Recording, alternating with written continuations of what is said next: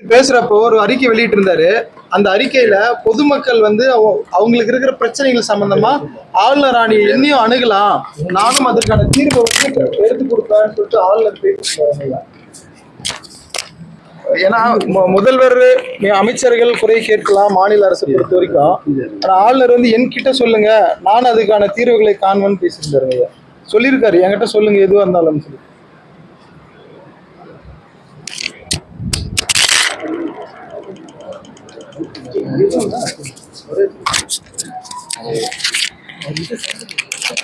ஆரம்பமாவது கவர்னருக்குள்ளே, அது அடங்கி போவதும் கவர்னருக்குள்ளே.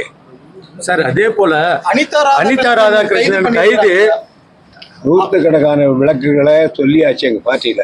திருப்பி என்ன கேட்காது. அதே போல நேற்று ஆளுநரை பார்த்து திமுக, அதிமுக, பாஜக எல்லாருமே இந்த மாதிரி குதிரை பேரம் நடந்திருக்கிறதுன்னு ஒரு புகாரை கொடுத்துருக்காங்க. திமுகவினுடைய பொதுச் செயலாளர் நீங்க, இது குறித்து அவர் நடவடிக்கை எடுப்பாரா? இதுக்கான விளக்கத்தை எங்களுடைய அமைப்பு செயலாளர் அருமையான விளக்கம் கொடுத்திருக்கார். அவருடைய குரல் தான் என்னுடைய குரல், என் குரல் தான் அவர் குரல். பேசுறப்போ ஒரு அறிக்கை வெளியிட்டு இருந்தாரு. அந்த அறிக்கையில பொதுமக்கள் வந்து அவங்களுக்கு இருக்கிற பிரச்சனைகள் சம்பந்தமா ஆளுநர் ஆணையை என்னையும் அணுகலாம், நானும் அதற்கான தீர்வை வந்து எடுத்து கொடுப்பேன்னு சொல்லிட்டு ஆளுநர் பேசியிருக்காங்க. ஏன்னா முதல்வர் அமைச்சர்கள் குறை கேட்கலாம் மாநில அரசை பொறுத்த வரைக்கும்.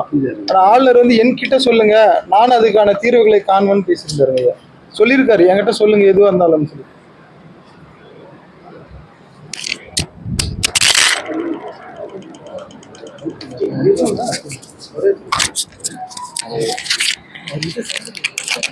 ஆரம்பமாவது கவர்னருக்குள்ளே, அது அடங்கி போவதும் கவர்னருக்குள்ளே.